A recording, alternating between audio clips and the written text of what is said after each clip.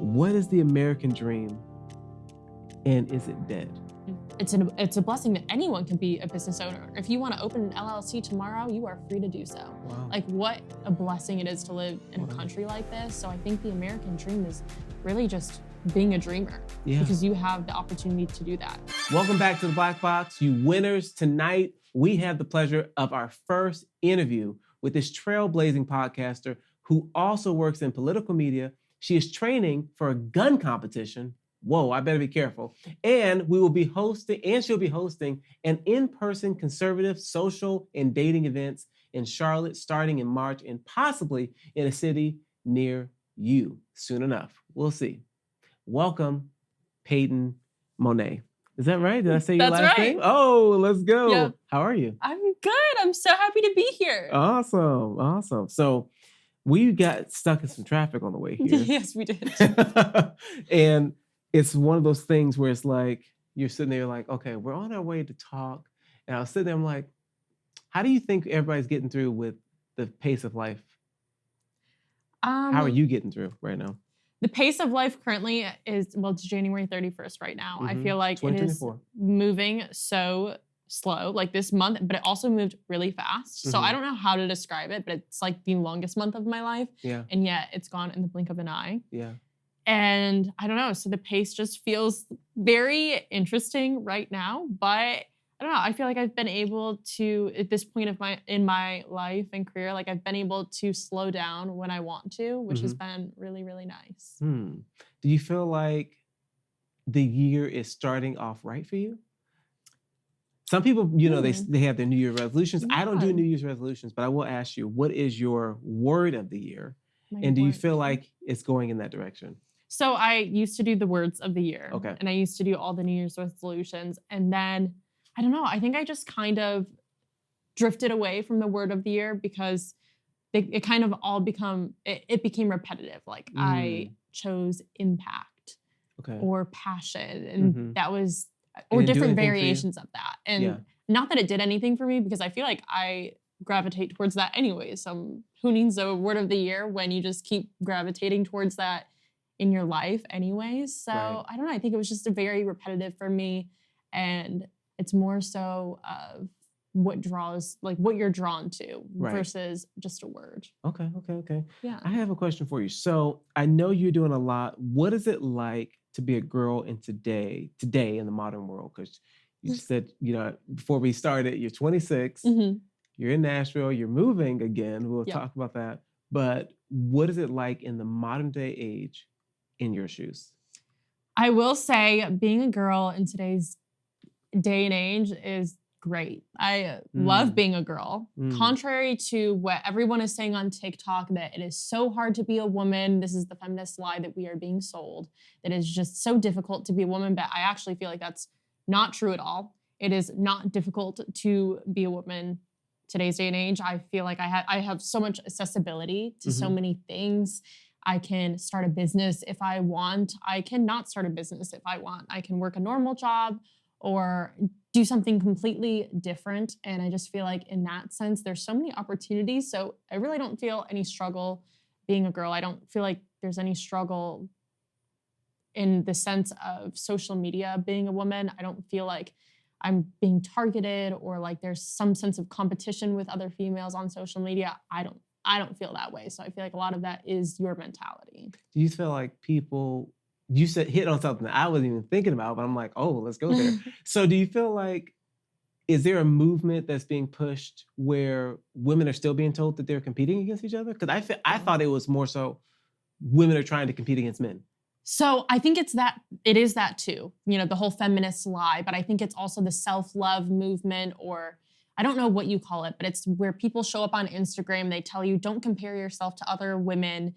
And a lot of women struggle with that, with going on Instagram and comparing their bodies to other females' bodies. I never do that. I don't know if that's just me, but I also think a lot of it is how strong is your mentality. If that's strong, I don't think you're going to be impacted by anything that's going on with these social media trends. Would you say you're inspired instead of impacted in a negative way? Or how would you say? I mean, you're in the gym, you're fit. Yeah. You know. I think, honestly, my inspiration wouldn't necessarily come from other people. I think it's just my values, really. I think that's what's really helped strengthen my mentality and my goals. And, you know, if you have physique, like, it's truly because I want to be healthy. The gym makes me feel good. I don't weigh myself. There's no like goal based on that, but it's truly. You don't have a body goal? No, I don't have any body goals. I think it's just what makes me feel good. And I used to have body goals. I used to really focus on weight loss and things like that. And I have not weighed myself in 2 years. So like, I have no idea how much I weigh. Don't even care. Because we have a scale. We can bring it out. No, I honestly, I was telling my friend that I have not weighed myself in 2 years. I could guess how much I weigh, but I don't know. I feel like it's kind of irrelevant because I like the way that I am. Yeah. I like it. You like what you're seeing in the mirror, so who cares? I'm like, love that. It's funny. We're good to go. I do have a body goal this year, but it's only because I'm like, I've been saying this for so long. Mm-hmm. I'm over it. We're getting abs this year by summer. So I will say that, but at the same time, I am not weighing myself because I'm just trying to make sure I get enough. Yeah, and it's fine to have goals like that. Protein and stuff like that. Yeah, I think that's good, but as long as it's coming from you and not because, everyone else has abs, so I want everyone abs. else does definitely does not have abs. You do you. Yeah, as long as you're doing it for you and it's what you want. Like, I love that. That is a great way to set a goal. So you said feminists or the feminist movement is lying to the world. Mm-hmm. In which way? 100%. So many ways. We can start off with sexual liberation. I feel like that's the biggest lie that women are sold, is that just because you can, you should do things out of pleasure. Those are all lies that the feminist movement tells you. And I think that's actually very contrasting because at the same time, women are out like being told that you should. There's cause and effect is what you're saying. Yeah, there's cause and effect. Like, sure, you can be a woman and you can go out there and sleep with a lot of people because you can, and you can do it for pleasure, and you can do whatever you want because it makes you feel good. Mm-hmm. However, on the other side, the swing of things, now men are not going to be as attracted to you, is in the wife sense. A lot of men will not want to wife you up because you have a very high body count and you're very promiscuous. Mm-hmm. And so I think that there's a lot of cause and effects to these things that they're being sold. And I think beyond sexual liberation, I think it's the lie that you shouldn't be feminine, that women actually, the feminist movement is telling you that you should be masculine, not feminine. Yeah. Which is very, very interesting because it's called the feminist movement, but you shouldn't be feminine. Isn't that interesting? Why is the feminist movement telling you that you should be actually masculine? So maybe it's not a feminist movement. No, it's completely something else. Okay. It's just, the government. You need to find a different name for it. It's some type of cult, it sounds like, if that's the case. The government does a very good job at packaging things up, and they know how to market to their customers, right? And that's exactly what they did to this. Yes. They get so many benefits out of it. By encouraging women to go out there and have a high body count and act like a man, they know that they're not going to get married, and that means they will have more incomes to tax. Wow. Right? Because if you get married, you have kids, they no longer have income, the 2 household income tax. Okay. So when they do this, they are securing that bread, I guess is what they would call it. They're securing the bread. But it's because they're securing the tax from the single person because now you don't have They're not going to get married. They're not going to get married. Yeah. So the husband's not going to be the only one who works. Now you have the guy she would have been with, maybe there's someone else, or he stays single too. Yeah, 2 separate households. These women are out there ruining their pair bonding. It's going to be really hard for them to ever get married if they have a very high body count. And that's a fact. And that's not to scare people. It's not to shame people, but that's actually science. When you have sex with so many people and it means nothing, it loses its meaning and you're actually rewiring your brain. Right. What does a person do? What does a girl do? You meet a girl and she's 28 years old and she's like, I've been with 40, 50 guys. Yeah. What is your advice in that? Not saying that you're a therapist, not saying that you're a pastor, not saying that you're, not put that kind of pressure, but just be in a real life situation. What is the answer for that girl? Because there's so many girls out there, and most people, they only come with it, and on this show, like for instance, I don't want to just say what we're against, but I want to say what we're for and help people, encourage people, and, lead towards abundance mindset. So Yeah. how could you get them, what advice would you give them to say, hey, here's what you can do? Is there any research that you've come across that says, here's the route you can go and maybe you have this amount of chance of having success in the dating pool? So I think if you are a woman, let's say in your late 20s, and you have a high body count, you can't change your past, but you can change your present and your future. And I would say to focus on that. You can obviously repent, but you have to accept that that is your past and you have to change from it. I think a lot of people know like where they have failed in life or where they have made mistakes, but they don't learn from it and they don't take that to change their future. So I think if you can change your actions and the way that your behavior, that's a really big thing, right? Like it starts with changing your behavior right now. If that is not who you want to be anymore and you want to change what your lifestyle is going to look like and you're not going to participate in hookup culture, you need to behave like you're not going to participate in hookup culture. And I think the easiest way is getting yourself out of those situations. Like, changing your friends. Change your friend group. Yeah. Don't go out drinking all the time. Don't put yourself in places where that hookup culture lives and breathes. So take yourself out of that environment. Live like the person that you want to be. Change your actions today. Change your actions tomorrow. And you can't change yesterday. Right. And I think it's not to say that no one's going to want to marry you, because I think that if you are actually, you've changed. A reformed person. Yeah, if you're a reformed person and you've used that to change yourself, you need to find someone that's going to forgive you for your past and accept who you are. Right. Like we've talked about this before on my podcast. I think that's really important. And you can find that. Yes. But but you have to understand not everyone is going to accept that. And you can't demand it. You can't demand it and you can't shame someone for not wanting to accept your past, but you're going to have to find someone that's willing to forgive you. Right. And I think that you can change from that though. Yeah. The thing about when you date anyone like that, I know that a lot of guys worry about the idea that, well, why do I have to get these second-hand leftovers, right? It's like they see this person as used or they see this person as damaged because there's so much trauma sometimes, not sometimes, a lot of times, when someone has been this promiscuous and they have, maybe they did have a father or maybe they didn't have a father. A lot of cases they don't have a father and they come from a broken home in many ways. And I think the hardest part is not just the knowing, and a lot of women, I've seen these videos and they're like, well, why do guys care? And it's like, it is in our DNA. We can't explain it. We just know it vexes us. Yeah. We can't explain it. It's something primal. It's something deep into our DNA. And it's across, and it's not just even religious. Like people will think it's like, oh, well, maybe it's from a religious point, or maybe it's how you're raised. It's like men like innocent women. Facts. That's attractive. Yes. And it's, and we like dangerous women too, which is funny because it's both, but it's like, we like to have fun with the dangerous women. Lust. We don't want to settle. That's the difference between lust and love. Yes. Big difference. The big difference. Yeah. Because every guy has lust. Every woman has lust. Yeah. But it's a big difference between when you go from infatuation to commitment. Have you heard of HOMAth?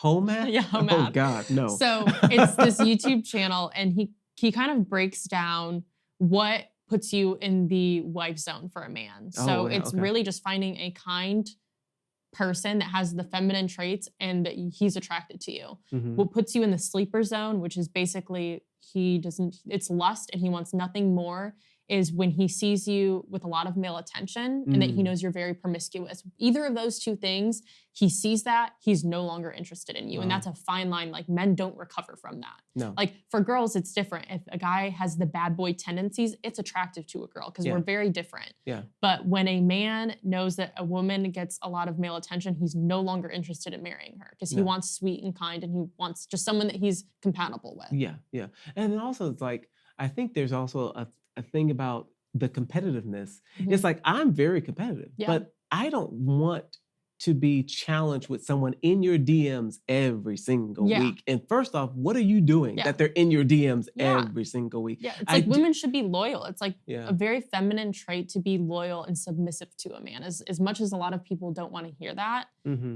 obviously partners need to submit to each other, but even more so, women need to submit to man. And unfortunately, that's just how it is. I feel like the thing you just said goes over a lot of people's heads. And I don't want anyone to miss that. In a committed relationship, there is submission to both. Can you elaborate on that? Yeah, so I think especially in a marriage, but if you're Especially in a in a marriage. serious relationship, Mhm. I think it's give and take, right? Like that's what submission is. Correct. If you want to break it down in just easy terms, it's giving and taking. How are Mhm. you going to compromise with your partner? Mhm. And I think it comes down to the level of respect. Like I respect you enough. If you are going to ask me to not go out with my friends to a club, I will submit to you. Because this is my level of respect in a relationship. And I Mhm. think people get that confused, like, oh, submission, what is this? What kind of relationship are you in? And like, no, that's a normal They thing. hear it as Yeah, control. you They're like, submit to slave. you submit to your manager every day to do your work, don't you? What is wrong with submitting to the person that you love? Right. That's kind of crazy that people will submit to their work every day. They'll fulfill their tasks within their company and their boss, etc. Yes. Yeah. But they won't do it to the person that they love, which is ultimately better than anything. It's so interesting you said that. So one time, me and my girl had this conversation, and I said, listen, I hear the voice that you give everybody at your job. I want some of that. Yeah. You're so sweet to them. You're so kind to them. I said, I am not gonna like be in the other room hearing you be kind, and then I get what's left over. And so we had to like really have a come to Jesus moment, because I do believe that people. I saw this video of this business owner, and he was in Atlanta with his wife, and she would always get dolled up to go to her W-2, and then she would be at home. Forgive my language, but she looked like a rag doll. And he's like, you're going to work and you're getting all dressed up. And she worked with this high, big baller type guy. And he's like, you're basically getting dressed up for him because it's his company. And you're walking around the house like this. And when they had the conversation, she didn't even see it like that. And when they did, she flipped the script. And then now they have their own business together. But the point, what the point was though, is that sometimes we do that. We respect people who really could care less about us. Like your job can fire you at any moment. Like if you die on your job, HR is finding a replacement the same day, like the same day. But we won't have that same respect within our households. I also think it's interesting, your point about a couple needing to understand that that there is a give and take. And I don't think a lot of people understand that. And it's not going to always be the case. Sometimes it'll feel like, man, we're just listening to Payton the whole time in this relationship. It's like, well, Payton's on it right now. And yeah, she's keeping us maybe out of debt, or maybe she's keeping us on the health train, and maybe she's keeping us consistent with our workout goals, whatever it is in that relationship. But understanding that it doesn't mean that you're devalued because you're following the other person. In today's modern world, if you're following someone, 100%. We haven't taught people how to serve anymore. Yeah. And it's because we are really shifting towards this individualistic society. Yeah. Like you said, like no one's putting anyone above themselves anymore. Right. And I think that's the best way we learn servitude. We lost the meaning of that. It used to be a lot of people were Christian. Like 100 years ago, everyone had this religion that they were serving. They had someone that they put before themselves. And now it's me first. It's self-love. I come before anyone else. Why should I have to do anything for you? I'm not going to settle in a relationship. And submission is not settling. I think that's a really fine line too, that you hear girls on TikTok saying, you don't need him, break up with him, leave him. And just like, they're like, everyone thinks all these girls hype each other up and they're like, you're the best. Like, no, you're not the best. And sometimes you do need to, it's not settling, but submission's very, very different. And submission is when you really love someone, you want to make that work and you're going to do things that make sense for your relationship. Is settling then, if that's what submission is settling basically like, okay, I'm running out of time. I just need to marry somebody. Yes. Yeah. 100%. I think you see that a lot too. I just want the status of marriage. Yeah. It's not that settling. I feel like is when you meet someone and you don't want them, but you want the image that you get when you're with them, right? Like you like what people see you as a married couple, maybe. For some people, they settle because they want that image. They want to look like something else to everyone else. Got it. And like to me, that is settling. Or like you get a job because it's comfy. To me, that's sad. But okay. It is also sad. Or like you take a job because it's comfy and it looks good and it looks stable to everyone else, but deep down you're unhappy. That's settling. Okay, I like that. You are a very ambitious woman, and you have a strong backbone, and I love that. Do you find it hard being in your feminine, being as ambitious with your goals? So being feminine and ambitious, you're asking? Mm-hmm. So I've struggled with this in the past, like how ambitious can I be? And when is it too much? When is it a turnoff to men? Because I feel like I have seen, I don't know if it's just a contrast, like a correlation or just causation, but I think it's a little hard to be really ambitious and be feminine at the same time. Like if I go on dates, I try not to tell them too much about my career because I think it is a little scary to other people that maybe are not as ambitious. Or maybe who's not out in the camera. Like a lot of guys are shy, camera shy. Yeah. So is it that they're not as ambitious, or the fact that you're in front of the camera scares them? I think it could be a little bit of both. Okay. I have experienced, like especially, I never used to be really in front of the camera. It was just an RSS feed up until last year. Okay. Like then it started to be on YouTube and more in front of the camera. And, I think I have experienced feeling some of that in my dating life, but at the same time, we've talked about, you have to find someone that's going to love and accept you for you. Yeah. And I think that's just part of the package deal. It's part of the dream. If you like the dream, you like the vision, you like me, there's things that you have to submit to.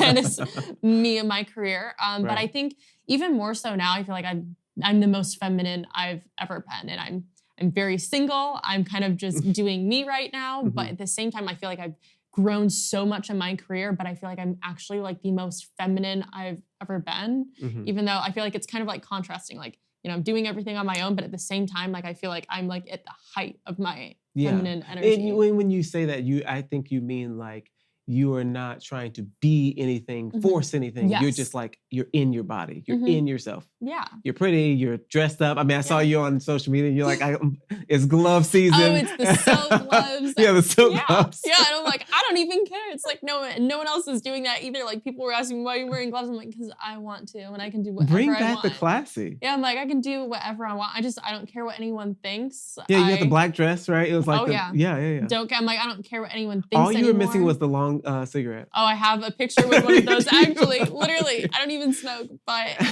I think it's just it's taken me a minute to get here, but I really feel like every day I wake up and like I feel like myself. I never feel like I'm acting. And feminine like doesn't anyone mean else. weak. And I think some people may hear you and they may hear the soliloquy before I ask that question and go, "What do you mean? That's not feminine." Like she's, strong is like strong does not mean. Feminine doesn't mean weak. Yeah. There are plenty of women in history who are extremely feminine, but who can still stand their ground. Yeah. Still powerful women. That doesn't, and I think because we have lost the art of, as society, of knowing what femininity is and how to use it and how to go in and out of your masculine. And honestly, I've even heard this today and I thought it was so amazing that a true masculine man knows how to dip into his feminine as well, because I cannot bring the same masculine energy I can with my brothers. I come from eight boys, no girl family. So I can't bring that same energy to my girlfriend because she can't handle that. Like, I know, I've tried. Through trial and error, I'm like, okay, I got to come with a different set of gloves here, a different approach. And at first, I will admit, it was a learning curve because I did immediately, just being competitive, played football, ran track. The first thought that came to my mind is, oh, she's weak. And like, it's just it was just there. People can judge me, I don't care. Yeah. But it was just there. And it happens. It's like you're in the gym, you're like, pick it up. Like, let's go. You're like, you just want that. It's that. Yeah, it's like the male. Yeah, it's just that thing. It's like, do it despite you saying you can't do it. And then it's like, okay, let me just let her go at her own pace. And then there's other times she's like, I'm gonna do it. I'm like, hey, all right, good. That appeases the old me, which is great. Okay, very, very cool. What does it take to be a successful woman today? So I feel like today it really just comes down to grit. Like, how bad do you want the success? Do you know your goals? Do you have a vision? I think when you have discipline, it's not just discipline, like you kind of need that vision too. You need the end sight of where are you going? You can have all the gas in the car that you want, but if you're just driving around, you're not going to get anywhere. So I think it's really about having grit, having that discipline, having structure, and then having a goal and a vision. And you kind of have to like live and breathe that to get to where you want to be. And I feel like that's kind of what has led me to where I'm now. I started Girls Gone Right 2.5 years ago. Right. And I never gave up on it. There was never a moment where I took a break. It's been through a lot. Yeah. I've moving back. There's never a point in which You said you moved 4 times? Is this right? Yes. Okay. Well, 4 times in the past 2 years. Wow. I went through a really hard breakup. I moved out of state, had a whole nother job, went through 2 co-hosts. I mean, it's been through hell and back, and I've never taken a week off. Wow. And it's You've just never taken a week off? nope. Oh my God. Never taken a week off. I've never stopped posting. It was just a continuous dedication. You inspire me right now. I love that. Yeah. Wow. Yeah. I think it was just it was giving it up, and I've thought about it because I went through a breakup. And You better not. Yeah. I mean, I had moments. We just talked about your numbers growing. Yeah. I definitely. Oh, well, let's see. I think like 2 years ago, after my breakup, I thought about ending the podcast because it was really hard to focus on giving advice and being positive when I was going through something so hard. I lived with my boyfriend, which we were not married or anything, which is not something I would condone now. I learned my lesson, but I did live with my ex-boyfriend and we weren't married. So I just felt like, what kind of advice am I giving? Like I just failed a relationship. I thought I was going to marry him. So it took me a minute and then I bounced back. Within that same week, I'm like, I got to keep going because I think I envisioned I'm glad my you didn't life. listen to that voice. Yeah, it was like envisioning my life without this seemed bleak. Yes. Like I didn't want to 'Cause it's have purpose. without it. Yeah. It's Yeah, I'm like, what would I even do? Where would I put all this energy? I can't even imagine my life without doing this. And so I knew I needed to keep going. I think it was a year ago a year ago now. So a year ago today, or in January last year, we rebranded. I had a different co-host. We did a whole rebrand, and then she wanted to take a step back from podcasting because it is a lot of work and there's just a lot that goes into it. And this was my good friend today, one of my best friends. And then I almost ended things. Like I was like, I don't know if I even want to do this podcast anymore.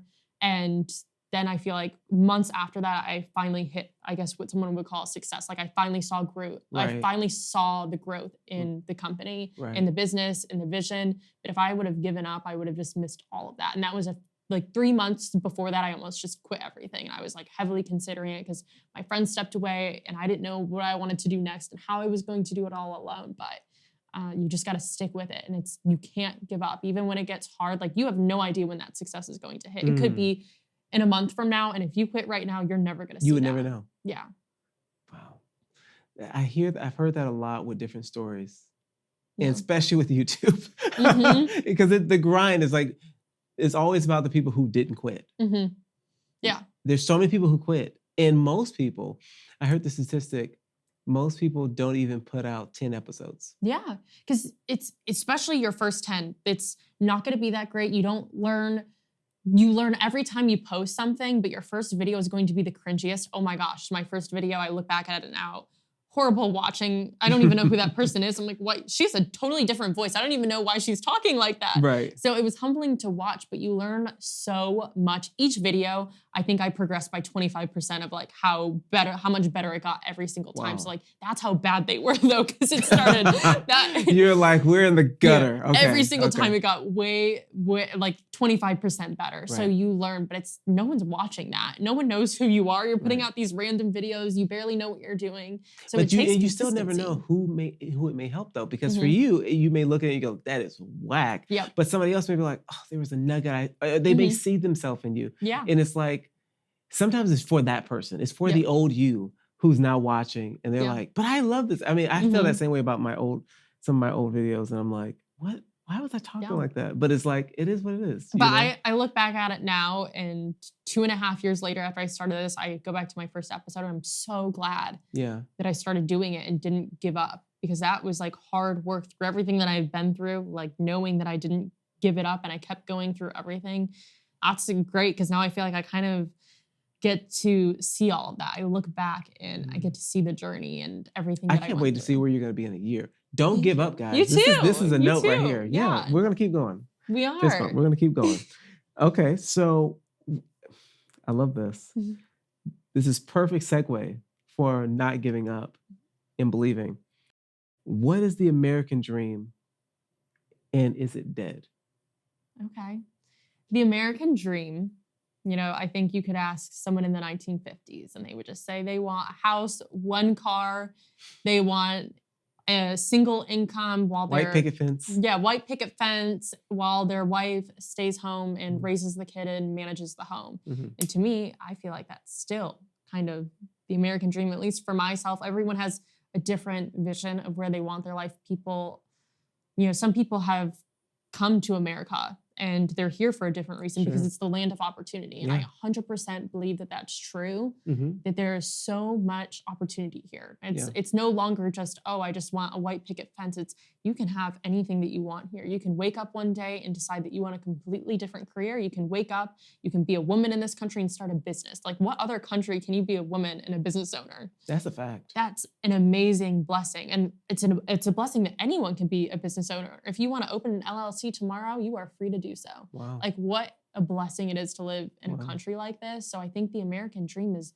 really just being a dreamer because you have the opportunity to do here in this country. In China, you can't wake up one day and be like, you know what, I want to start writing a book and I want to publish that book everywhere I want. You can't do that in other countries. You can't do that in a communist country, but you live in a country today right now you can do whatever you want. You can quit your job.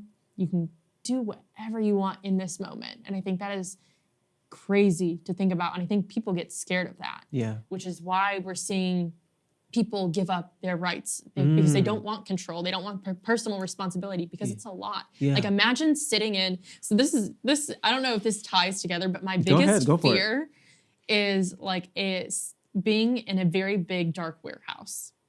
And there was a ride back. Are you working? What's happening in this warehouse? There's a ride in Cedar Point. It's like some amusement park in Sandusky, Ohio. And basically it is like a big giant warehouse and they called it disaster transport. And it basically is like, you're in a giant warehouse. It's like this rackety machine and you're going through the dark and like lights come up and it's just nothing crazy. But like also I've gotten stuck on that ride and you're just like in a big giant dark warehouse. I'm like, what? There's so much space and I don't know what is in this space. And I feel like that's kind of people right now. Like there's so much opportunity and you can do anything that you want, but like no one knows where to look or what to do because they don't have anything guiding them. And that's like my fear is like being in a big giant warehouse and it like the lights off. Like imagine being in the biggest warehouse that you can think of and the lights are off. And you can't see anything. And all you hear is echoes. It reminds me of the Mummy ride in Universal Studios. Yes. And it's like all you hear is echoes. Terrifying. And like to me, that is like, I don't know why, but that's terrifying to me. Like I would rather be in a pile of snakes than be in that situation. And I don't know why, but I think that gives me peace thinking about that. Let me tell you why. It gives me my biggest nightmare gives you peace. Your biggest nightmare gives me peace because that's not my dilemma. Mm-hmm. It gives me peace because I feel the peace of God. I feel the peace of purpose. I feel the peace of knowing that I have direction to help and encourage people. Yeah. And that my life, my past is for a purpose.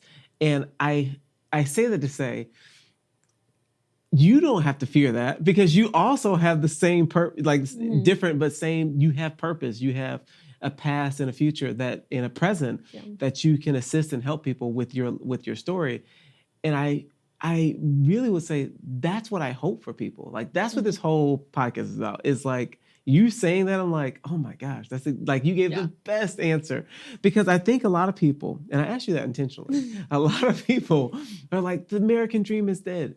And it's like dreams never have to die. Now, the reality is to get that dream. Now, that has changed a little bit. However, if you're not focusing on, you made it very clear, everyone's focusing on what's wrong instead of looking at what's right. And when you put your attention on what's wrong, what you end up getting is more wrong. But if you put your attention on what's right, you end up getting what's right. And so it's like, well, I don't have enough money for this. Okay, well, focus on where you do have. Yeah. And just double that. Yeah. Okay, I've got 10. Okay, make it 20. Focus on the good. Make it 40. Okay, make it 100. Oh, and just keep doing that. But what happens is because we are keeping up with the Joneses and Instagram and TikTok and all those things, we get momentum, and I see this happening. It's even happened in my own life, and I definitely want you to comment on this.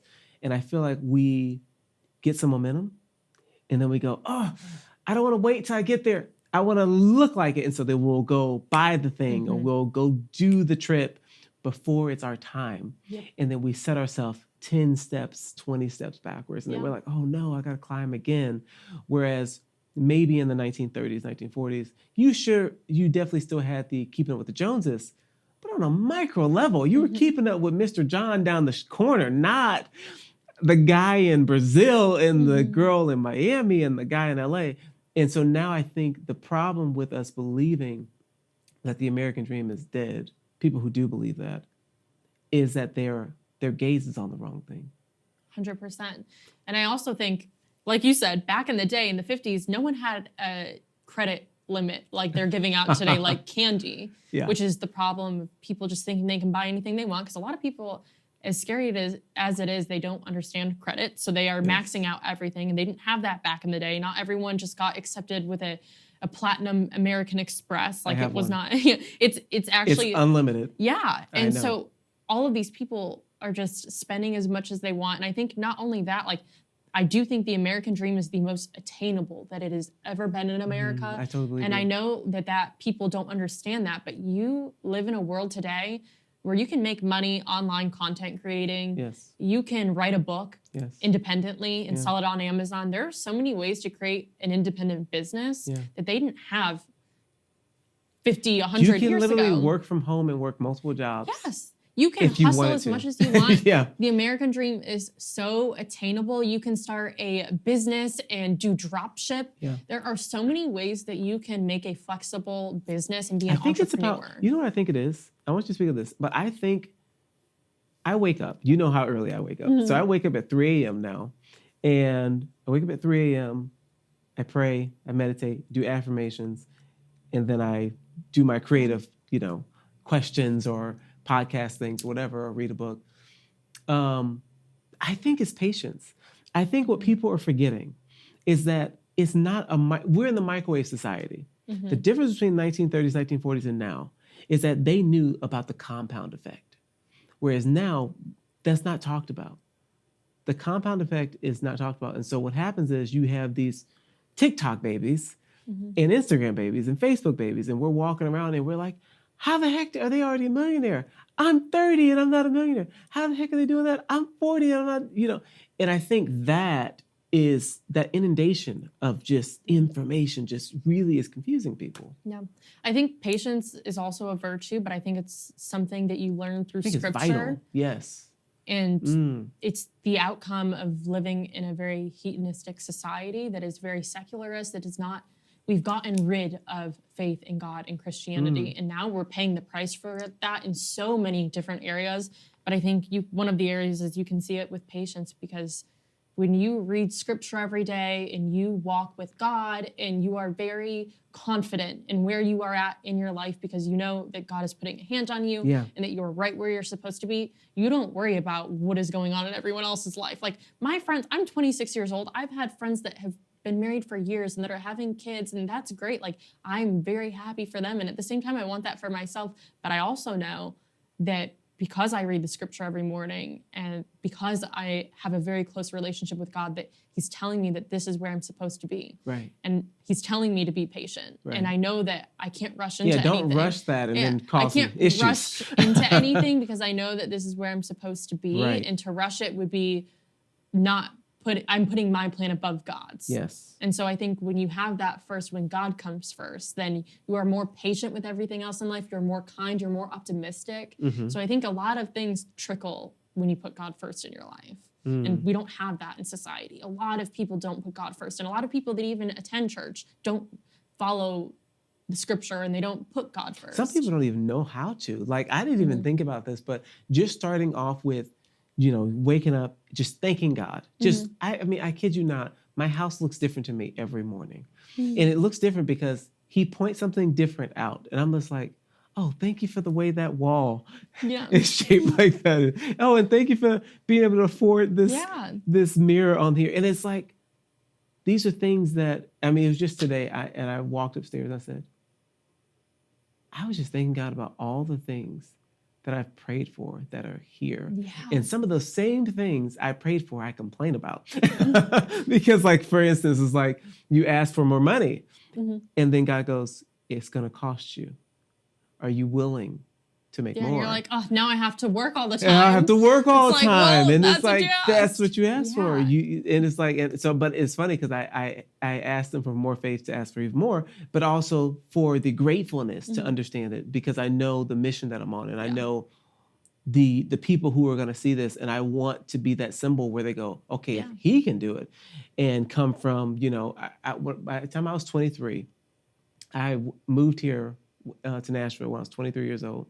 And I had lived in 12 homes. My family did. We had lived in 12 different homes before we lived here. Yeah. And so going from, I didn't realize how much it was until I got. Like everyone moves 12 times. Everybody moves, right? And I was like, can we just do it? It's fun. Oh, it was not fun. But I remember when I thought back on it, I'm like, you got, you know, from foreclosures to terminations on leases to, all right, the lease is up, you just got to move, or what, flooding, whatever had happened. And I'm like, that's my story, you know, lights getting turned off, water getting turned off. My dad works for the water company, so he could go outside and turn on the water, which is funny because he knew how to do it, but that was illegal. Anyways, they made their money back, I'm sure. But I think that's interesting about, I mean, I say all that to say, it's like, but when you have faith in God, when you do believe that you have purpose, it doesn't matter. Like, I've always known I was going to be successful. No matter what circumstance we were in, we would be waiting like, oh, there's no food in the house. Like, what the heck's going on? It didn't matter. I knew. And now I have not had a day like that since I moved out. Wow. I have never, ever, ever. God gave you all of these blessings. All of the blessings. And like you said, like you wake up every morning, you look at everything that you have, and it is such a blessing. Like look where you are right now. Like, what makes you think that God is going to just stop here? You know what I mean? I think that's the mentality that you have to have, is that you are given so much. What makes you think that God is just going to be like, well, she's done. No more blessings for her. Exactly. This is it. I'm done with her. Good luck with everything else. Yeah. God doesn't just leave you. No. God got you to where you are We're right now. the ones who step out. He's the one who's like consistent. Yeah. And you can come in and out your faith and have a different path. Yeah.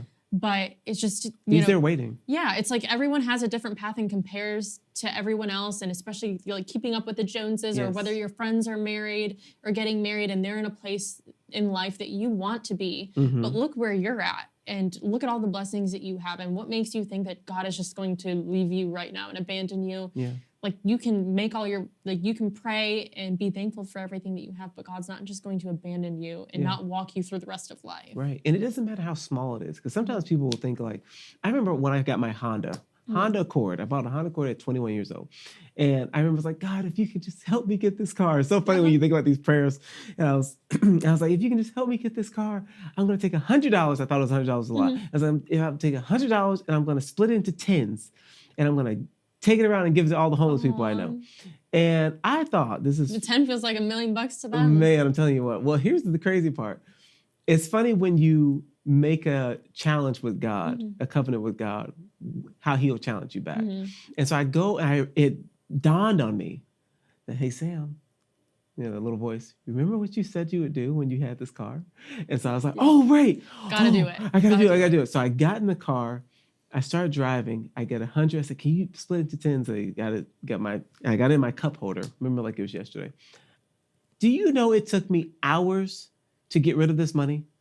I could not find a homeless person to save my life. Testing me. God is testing me. I had to travel basically almost the entire city limits to find people. And because...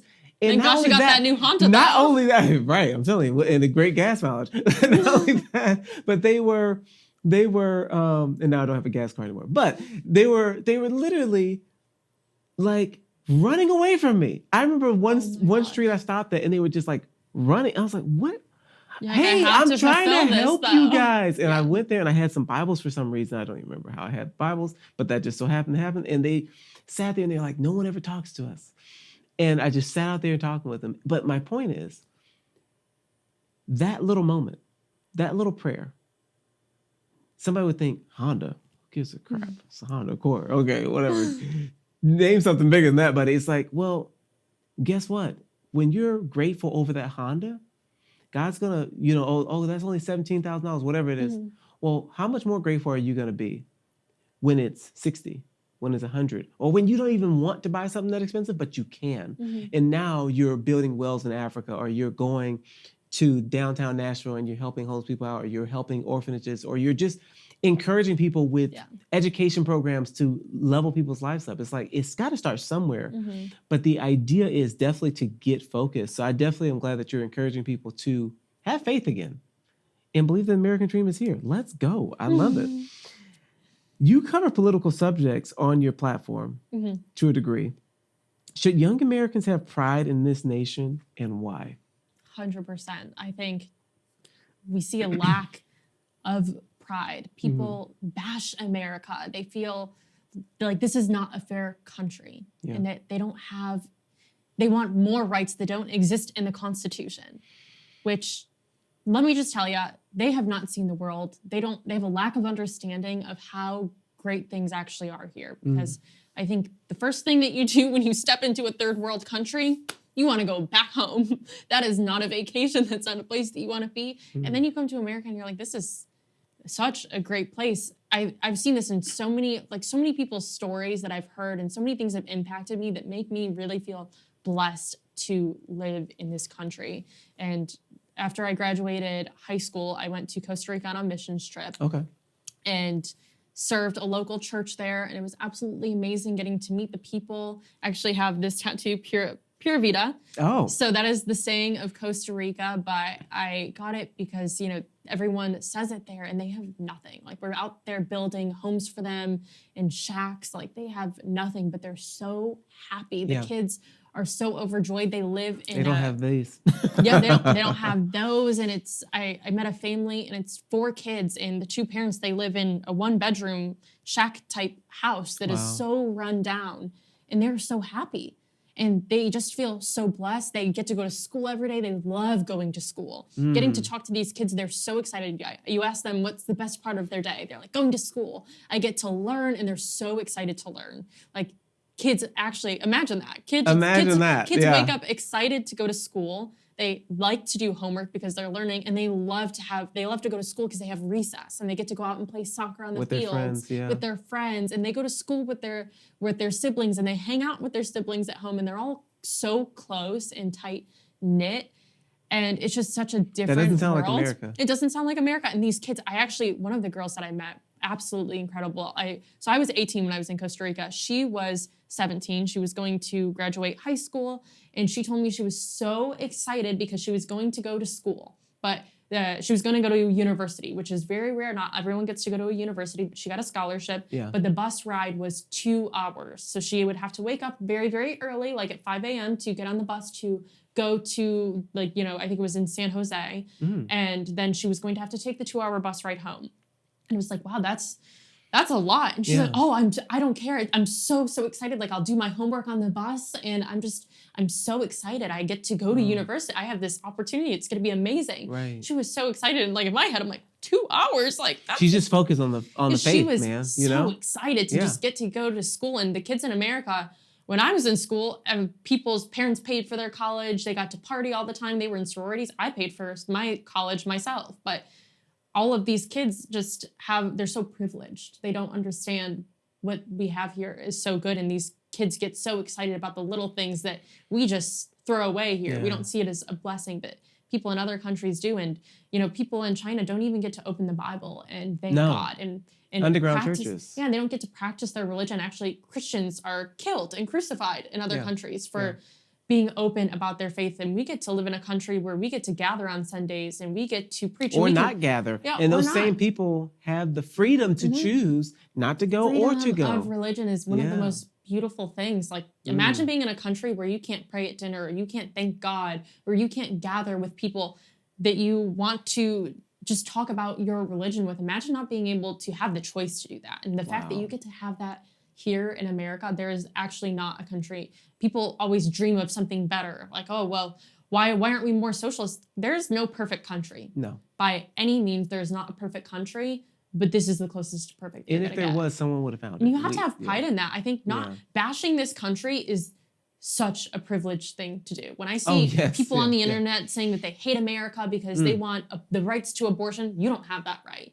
No one has a right to murder a child. So in other countries, in India, it's like I forgot what they call it. It's like a very holy experience, and a woman being pregnant is celebrated by the community because that's huge. That's like a blessing. And this is like they're at 1.4 billion, by the way. Yeah. I saw. I don't know why I looked this up. I was looking up like the population of China and India, and China they both are in 1.4s. Yeah. Each. That's insane. Yeah. But all of these people there, like you get pregnant in another country and that is seen as a huge thing for your community. Everyone takes care of you and it is like the biggest blessing. No one would think of killing their child. Like that wouldn't even come to your mind, but you live in a country and you're going to get pissed off because you can't kill a child, when in other places that is like one of the most celebrated things. So I just think that when you don't have pride in our country, it really just comes from privilege and not understanding what the rest of the world looks like. I feel like I totally agree with you, but I also believe that it speaks to the generations before. Because whose job is it to instill the pride? Whose job is it to say, hey, you can be whatever you want to be here? And I remember I had to do it for myself when I saw this. I think I put this story out at some point in time in another video. But just in case it got missed, I'll repeat it. And I came across this story of these Nigerians who had moved to America. And I remember it blew me away. They were just like you described. They were like, I get to go to school. I'm going to be a doctor. I get to do this. I get to do this. And they're all extremely successful. And then I sat there and thought about my family. And I thought about the way we looked at school. And I thought about the way people looked at going to work. And I thought about the way just all the complaints that people would have. And I remember sending this group text message to my family, and I really did this. And I said, guys, I just saw these people coming to our country. We need to take advantage of this place that we were born into. Yeah. And that's unfortunate because sometimes that happens when you have a good father. And sometimes the other kid who didn't have one, that's like, you don't know what you have. Yeah. You know? Actually, like the southern border is there for a reason because people are trying to get into America, not keeping people out of Mexico. Right. Like realize your why aren't they going to Mexico? They're skipping Mexico to come here. Check your privilege. Yeah. Understand that people are trying to immigrate to America and it's not vice versa. It's not us trying to sneak into Cuba because it's such a great place. That doesn't happen. People are trying to come here for a reason. And I think, like you said, the younger generation doesn't have that they don't have pride in their country. But if you look back at it, what kind of home that they grew up in, divorce rates started going up when they were being raised. Yeah. So it's likely maybe they come from an unstable nuclear family. They saw fighting growing up. Yeah. Maybe mom and dad. We had a couple economic things happen. Yeah, like, they went through a recession. If their parents were divorced, maybe they saw fighting in the household and mom was like, this is your fault. And they blamed it on, the government, the economy. So people are like, this is so unfair. Or maybe they saw their parents grow up, like maybe they were on welfare and they saw that was, I'm sure that children learn from their parents, and when their mom is like, oh, well, this is the welfare. It's because the country set us up for this, and the government is not paying us, and how am I supposed to afford food in this economy? And the welfare is not covering it. So people see that. It's the tone that people can have. Because, like, I remember my mom, she felt embarrassed about this, but I'm going to tell the story anyway. She does watch my YouTube. I love that. Yeah, she does. She'll comment. Hi. She's going to comment. Yeah, she's going to comment on this. Say hi to Sybil, Miss Smiley. You can say hey to her. So anyway, so she I remember telling her, I said, Mom, I remember you used to go to the to go get, it's called a WIC check or welfare check, and she would go, do you remember that? I was like, yeah. What do you mean? Yeah. And she felt embarrassed, and I said, Mom, there's no need to be embarrassed. Yeah. And she's like, I know, but I love that she had that type of pride. Because a lot of people don't have that type of pride, at least to say, I want to. It's not a bad thing. It's not a bad thing. It's like our country, again, we live in a country that provides that. But it should be an assisted thing where it's like, the goal is not for you to stay on this. Yeah. This is to assist you, and we want you to excel. We want you to go far. It's amazing that our country has that, and it's not a bad thing to be on it, but the bad thing is that comes when people think or that depend on it. Depend on it. Yes. And then they blame the government when things change Yeah. and our economy changes and we don't Yes. have as much money and things get cut and Right. things get taken away. Yeah. And then now we live in a world where everyone thinks that we should have handouts all the time. Right. And then they don't have pride for It's our like, country. where's the individual pride? Mm-hmm. The pride of life. Like Yeah. there is negatives to that, but there is a positive where you should be, prideful in the sense of like, hey, I want to take care of my family a certain way. Do you want to be dependent? I remember I had this person who, I forget who it was, and they said, I just wish the government would take care of everything. And, I literally was go to a communist country and then let me know how you like it. Yeah, right. I was just like losing my mind. And I was like, you really have no goals for yourself or ambitions for how you want to live life? Because here's the thing. If I was going to decide for you what you're going to eat, what you're going to do for a living, you think I'm going to give you the best of the best? Yep. No way. I'm going to tell you to eat the fake meat and then I'm going to be eating steak. And I see this a lot though, that people actually prefer that. And like we talked about, it's like being in an empty room, yes, a black warehouse, and it's like you're in a room full of opportunities, but you can't see them because you don't have vision, right? You don't have direction. Yeah. You don't have a moral compass. You don't have faith that is guiding you like, oh, okay, you know what? I am religious. These are my values. These are like my set things. I don't know where that kind of guides you to where you should go. But when you don't have that, it just feels like you're lost. And I think that's why people don't want that personal responsibility anymore, because they don't know what to do with it. They know what to do with it. They know it's on them. I believe. They don't. I believe they know that it's going to be hard, and they're just like, that's what they don't want. Yes, they're like, I don't want the hard. But it's like, here's the thing. Just like going to the gym, just like eating right, just like waking up at 3 o'clock in the morning, it is hard. But guess what? I don't wake up to work. I wake up to live. Yeah. And the average person is waking up to work. They wake up. And you know what I remember? I don't know if I told you this, but I told somebody, I said, I would hate that if God did say, hey, Sam, this is as far as you're going to go. You're going to work W-2 jobs, but you're going to make a lot of money, but you're going to work W-2 jobs. You're never going to just have your own business and all that. But here's as far as I'm going to let you get. And I chose to wake up every morning. And instead of like a bird going, oh, thank you, God, for waking me up, I was just like, oh, got to go to work. Could you imagine spending 40, 50 years, and people have done this, waking up and hating to wake up? Like, it's a crazy thing to hate to wake up, to live every single morning. And it's disturbing to me because I work with these people and I've seen these personalities and I know them and I'm like, wow, you choose 100%. To hate living. And it is disturbing. And it's like, and I don't say it in judgment. I say it out of pain. I'm like, guys, come to the other side. You don't have to look at it that way. You can see life through a different lens if you choose. Hard is good. People need more hard. That's the problem. Yes. You can't just pick easy for everything. You can't grow in the easy space. Like hard, like diamonds are born out of pressure. Like men who are made stronger, born in tough circumstances. Yeah. Women. What is it saying? Like weak men make hard times. Yes. And hard times make hard. So what is it? What's the whole saying? Hard times make strong men. Make strong men. Strong men make good times. Good times make weak men. Weak men make hard times. Yep. And here we are in some very hard times from all these weak men. Unfortunately. Let's switch it up a little bit. What is it like in the dating market these days? And for you telling us about this Vegas trip. How does it what is the dating market these days? But also, what happened with your last relationship and this Vegas trip? I want to hear about it. Okay, so dating market right now. I've dated in Nashville, like nothing serious.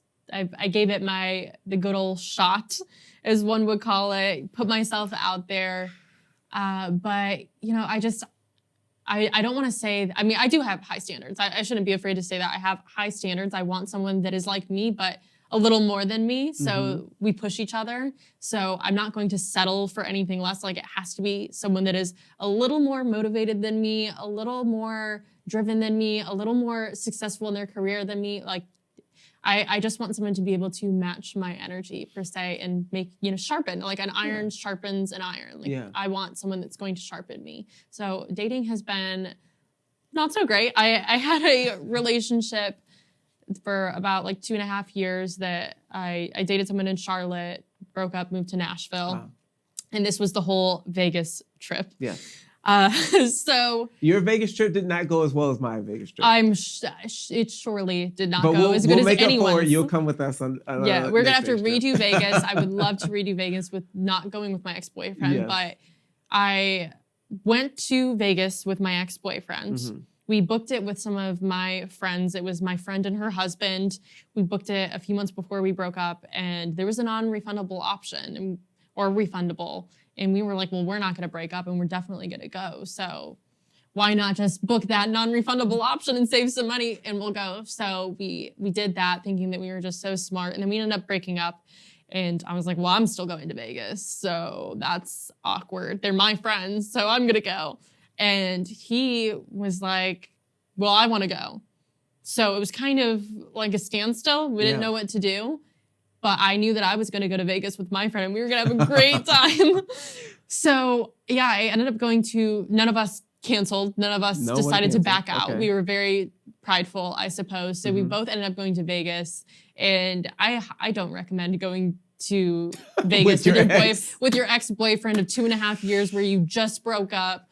That sounds like a disaster, and it could have gone much worse. Like we came out unscathed. It was fine. We didn't get back together. There was no falling in love. There was no getting married at the Elvis Chapel. There was no, what are we doing? Come on. I thought that maybe we were going to go to Vegas, and in the back of my head, I was thinking maybe it was going to play out like one of those funny rom-coms. Like, haha, we broke up and now we're going to go to Vegas and we're going to get drunk and we're going to fall in love.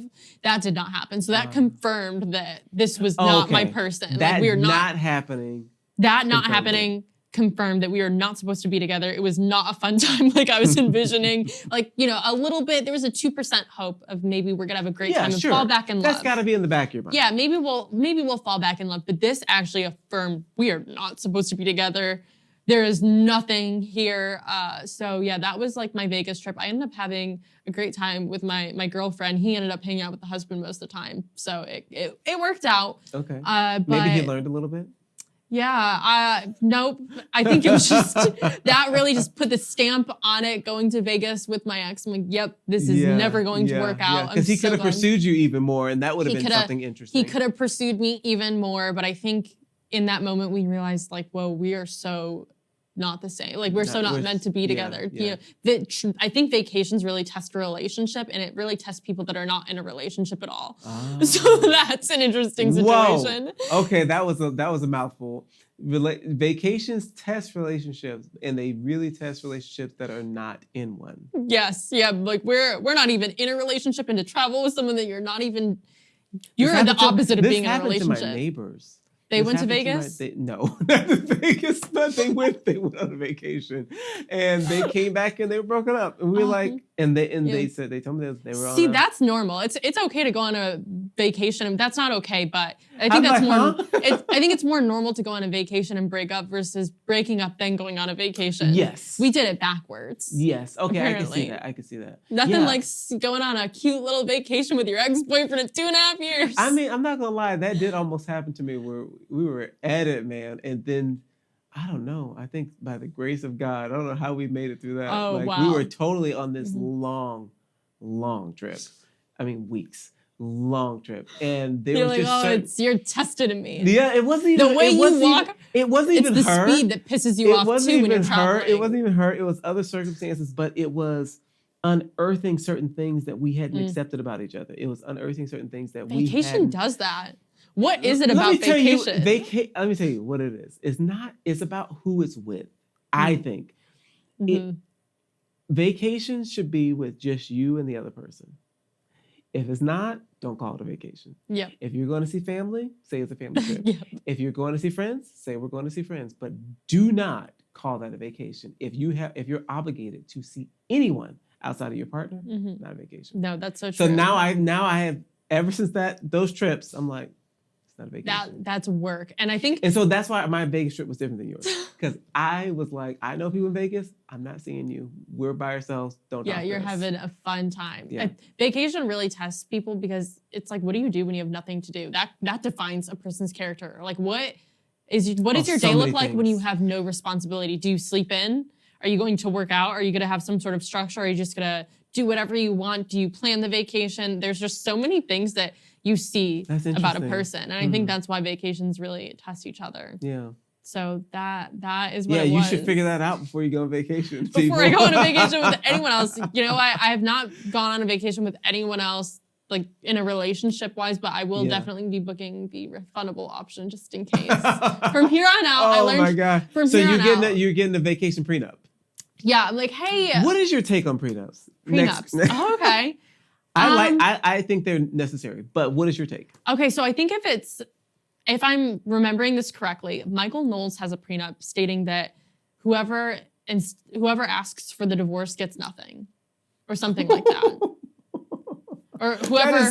That tickles me so much because it's like, well, first off, the percentage of women that like ask you don't for get divorce anything of what I have. Yeah, do you know the basically. percentage of women who ask for divorce? Is it 75%? It's like 88. Wow. Well, it's 88 if they're college graduates. It's about 77. They have toxic friends that are out there telling them, leave him. You can do better. Yes. You do you, sis. You're the best. Like, that is so toxic. There's so much people out there. It's like, yeah, there's plenty of people to sleep with, but they're not people you want to take home. Oh my gosh. And I've been single for, oh my gosh, I don't even know how long. 2, 3, I don't know, maybe 2 years now. I have no idea. No, it's not even that many people. 2 years now, probably. Have not been in a relationship. And I think what I've realized, like I've said that I've gone on dates, but I've realized, although I dated someone and it didn't work out, we did have something that was really good where we lived together and it was great. We cohabitated. Right. We spent our lives with each other and intertwined. And that was such a rare thing. Like when I tell you that is like a diamond in the rough to be able to find someone that you can spend your life with and you can love despite all their flaws, that is not something that is just the grass is greener on the other side because I've been on the other side and now I'm on the other side of that. And it's like dating. I go on dates with people and it's so hard to be at the right place at the right time and have the right values and everything connect and have chemistry. That is rare. You're not going to just find that with anyone. And when you have it, you are lucky. I always say water where you're at. So you're for prenups. So I think prenups. Would you sign one? And if so, what would that have to look like for you to sign one? I will say, I think I'm against prenups because at least up until the point that we got married. Payton. Against prenups. At least up until the point that I get married. Yeah. Because everything that I build while we're married is together. Whether that's, and I don't mean like we're building a business together, like maybe we are, but maybe it's a sense that you're my other half. Right. Let's go girls gone right. And by the time you're about to get married, you're bringing in $250,000 a month. Yeah. So I think I would want to protect everything that I have up until the point that we get married. That's a prenup. Oh, really? Yep. Okay. Well, then what is I thought prenup protects everything you get after. You can have a sunset clause on a prenup. Okay. I know a great guy you should talk to in Franklin. But anyway. I would love to. I don't know. I think that's here's really why tough. Here's why I say this. Because when you're a person who has a business, any type of business. Yeah. Or an asset, like for me, I bought my house already, right? So you have to think about these type of things because in a marriage, your business would be liable, or not liable, but be up for grabs in the divorce. Wait, I have an answer. Okay. It's my business mind that is thinking first, which, I'm very much LLC, protect your business. Yeah. But my final answer is I do not believe in a prenup because I don't believe in divorce. I think if you are getting married for the right reasons, with the right person, you are making that decision in a sound place in your life. Yeah. You are strong in your faith. Yeah. You feel deeply connected to this person. You've done premarital counseling. You genuinely know the person and you can say yes confidently, as you should before you get married. Sure. There should be no reason for a divorce. And I grew up with divorced parents, so I know that people are like, oh, she probably has grown up in a happy family and that's all she knows. That's not true. My parents divorced when I was 2 and that's not the situation. But I don't believe in divorce. I do think that if I'm going to get married, till actual death do us part, baby. I agree with you. Let me challenge you for the first challenge and maybe the only challenge of this interview.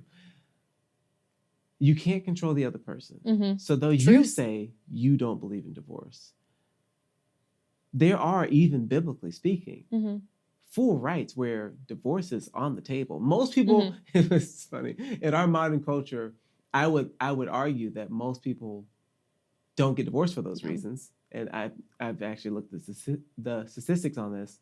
But if infidelity is not part of the question, or if infidelity is part of the question, that is, biblically speaking, because you were talking, from a biblical perspective, and I agree with you. Once I don't want to get divorced. I'm like, hey, someone's going to have to die. At the same time, I don't want to go morbid on this. But I will say, I am a person where it's like, hey, if we're gonna do this, let's make fun. Let's make it fun. Like I am that person where I'm like, don't just be in it and we hate each other. Yeah, like, you're not my ball and chain. Yeah, and you're like, I've heard those sayings where it's like the guy's like, I've literally heard the guy's like, oh, the warden's calling. Yeah. And it's like, dang, that sucks. No, that's like, your best friend. That's so bad for that person. But no, I've met her. But the point is, people make themselves wardens. But if you're in that situation and you're getting steamrolled, and not saying that you're not capable, I believe that God will strengthen you in those areas. For you, are you saying, or this person, you think you know them, and for whatever reason, they're listening to another voice, they're guided by some other force, and they want a divorce, and they want to take whatever you have at that time. Would you regret it, or would you say it is what it was? So I feel like if I was in a situation... And there's no wrong answer. Yeah. I feel like if I was in a situation and I was married to someone and all of a sudden they want a divorce and they're not who I thought they were, they're going through something, I think it's kind of like God is putting you in this situation for a reason. I think this happens a lot in the Bible too. Sure. Like people aren't who they say that they are, or they lose track of their moral compass, or something happens. But God has me married to you for a reason, so I'm going to sit here and love you through all of that, no matter what. And I think that's like some of the best marriages, right? Like the ones where you hear some crazy stories of, if you know the Duck Dynasty, they made a movie recently. It's called The Blind, where the husband was, he struggled with alcoholism really badly, and they lived separately and like went through 10 years or something like that of crazy, like where he could not be in this relationship. He was abusive. He was an alcoholic, and she loved him no matter what and did not give up no matter what. She forgave him. She was there for him. And I think that's kind of what you're called to do in a marriage, right? Although someone doesn't want to choose you, you choose them. That is what a marriage is. It's not always going to be 50-50, but when someone is not choosing you on their bad day, you still choose them. So having the servant's heart, you're saying, is if you have the servant's heart at the forefront, you're saying it can get you basically through anything.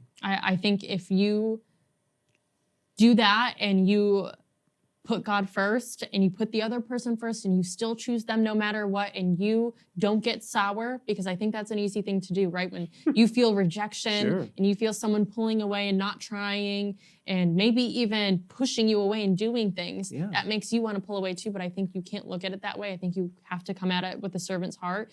And even if this person does try to maybe take your money and do that, you know what? Have it. Like, God, obviously we are in this together. And if this is what you need to do right now, this is something that hopefully is going to make sense later. Right. But I think it's about not giving up on that person so easily, because I think some of the best times to love someone is when they don't want it. Oh, true. When they don't want to accept your love, that's when you should love them harder. Yeah. And sometimes you have to love them in a different way, so it's not overwhelming, but I think you have to figure that out. And you can't just give up on someone. Like, you're not dating, you're not boyfriend and girlfriend. Just because someone's going through, we all go through in life and things happen and things are gonna get hard, but you have to, like the vows that you said, you have to look back at those. Well, you have to write those first. Write those same vows. Remember those vows and remember what you are called to do, because you're not called to just walk away when things get hard. No matter if someone's not choosing you. I love it. Fist bump on that one. So no prenup, no divorce. Okay. I will say this. If we're going to stay connected, if in a couple of years you're getting married and what I believe is in your future is in your future, somebody will be calling you saying, hey, Samuel told me to call you just so that you have something written down. We'll see. And if because there is sunset clauses that's like, hey, we've been together 10 years. It goes away. Anyway. Lord willing, I'll have that phone call in a few years. Lord willing. I'll be right there. Okay. I got a couple more questions, okay? I don't know if I asked this one. Did I ask you, how would you advise someone today to be successful, male or female? I think so, but I can just in case I missed it. I think today you can be successful by having vision, having grit, having drive, discipline, putting all those things and not just fueling your car, but knowing where to go, having a roadmap. And I think for me, roadmap is my Bible.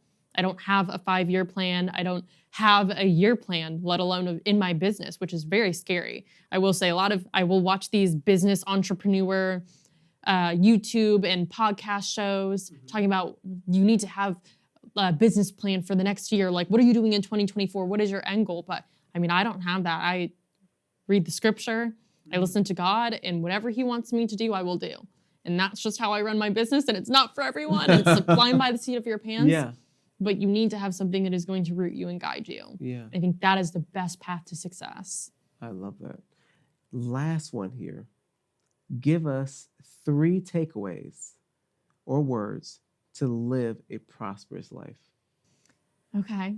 3 words. 3 words or 3 takeaways. You can put it in however you want. I would say grace. This is something that we talked about on my podcast that has really impacted my perspective in life. And it's really given me another word that I love is peace, because grace gives you peace.